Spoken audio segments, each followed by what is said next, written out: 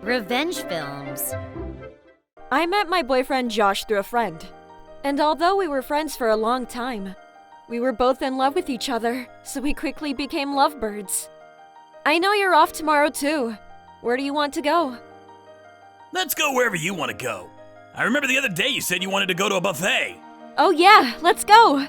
We saw each other and went out together almost every day.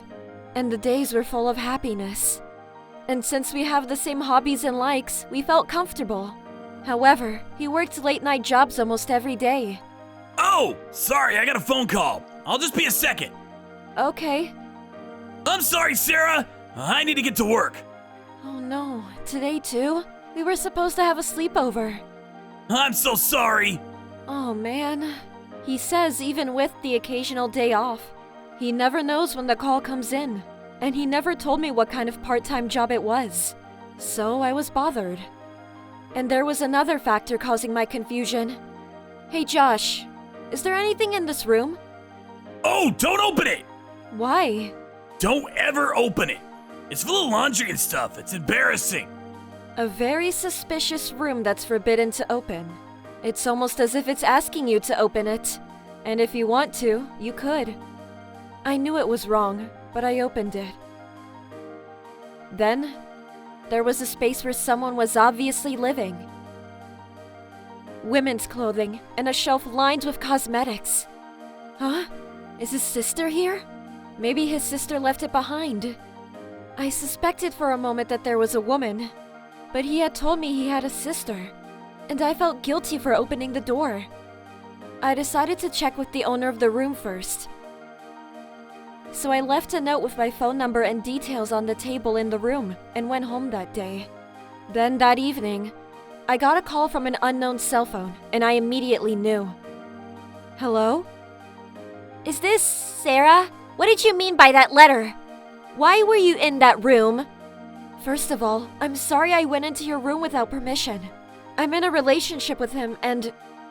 Huh. Oh, I see. I'm Rachel, and I live with him. You live with him? But I've never seen you before. That's because you stayed over when I wasn't there, right? Anyway, I have some questions I want to ask you, so can you come over? Josh isn't here right now, so it's okay. After she told me that, I headed back to his house. When I arrived, she let me into the living room. How long have you been with Josh? We've only been dating for a few months. I see. I've been living with him for 2 years.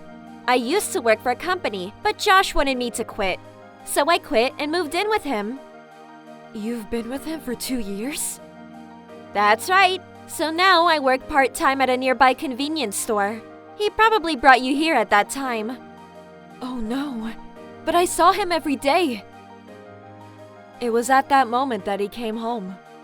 Mom! Hey, what are you two doing together? Welcome home. Since Sarah's here, can you explain this situation to us? Rachel said, but I ran out of Josh's house. After that, Josh immediately called me. I'm sorry I didn't explain. The truth is, I'm in trouble too. I always tell her to leave, but she says all kinds of scary things and threatens me.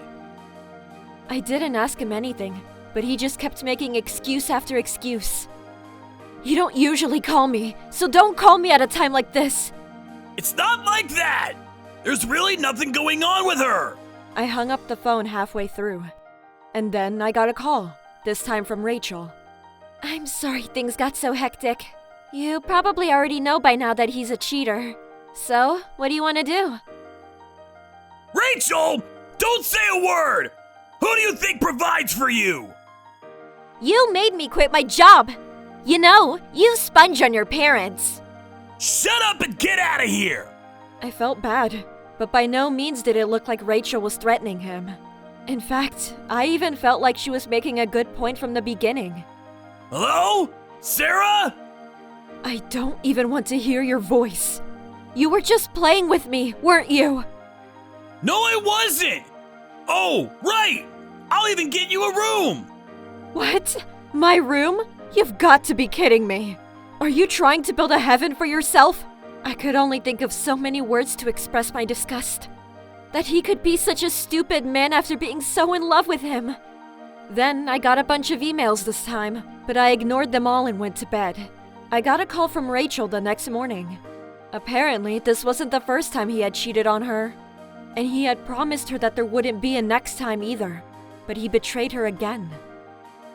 So this time, she decided to break up with Josh once and for all.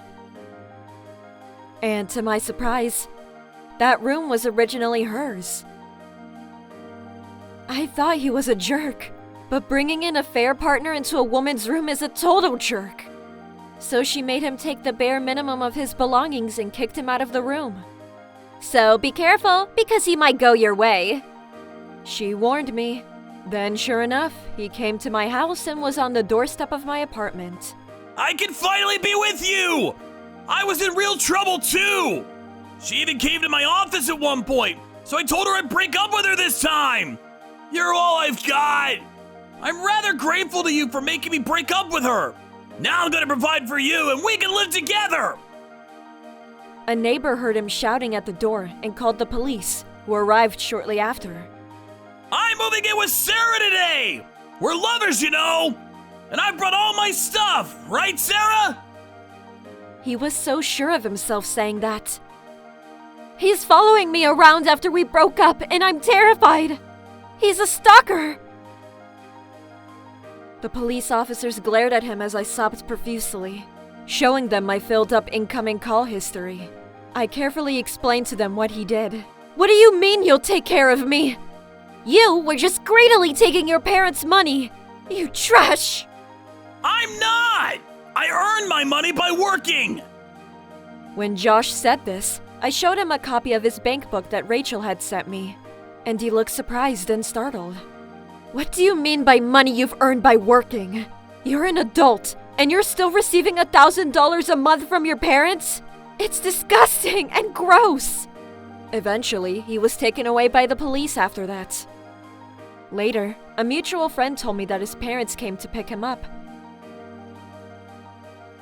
and forced him to go back to the countryside. That's right. He moved in with a woman and was kicked out and left homeless. His parents were told the whole story by the police, and his father was so angry that he beat him up right then and there. Apparently, he lied to his parents and asked them to send him money because he was sick and couldn't work, and couldn't live on the company's leave allowance alone.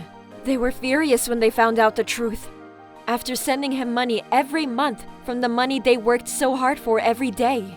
After being forced to return to the countryside, he was forced to work from morning till night on his parents' farm. And all his wages were apparently confiscated. Also, being in the countryside, word of Josh spread quickly. Stay away from us, you trash! You lousy man! The women in town hate him and won't even approach him. And he doesn't go out except to work. I then apologized to Rachel. And even though I didn't know, from Rachel's perspective, who had been dating him for 2 years, even living with him, I'm a cheating woman who had been dating him for months. Don't mind about that trash. I'm rather glad we broke up. She wasn't mad at all, and I felt kind of bad. But that led to Rachel and I keeping in touch often. And now, we are friends. Since then, we've both got boyfriends, and we get along as if nothing happened. How was today's video? If you enjoyed it, please subscribe, like, and leave a comment. Stay tuned for more.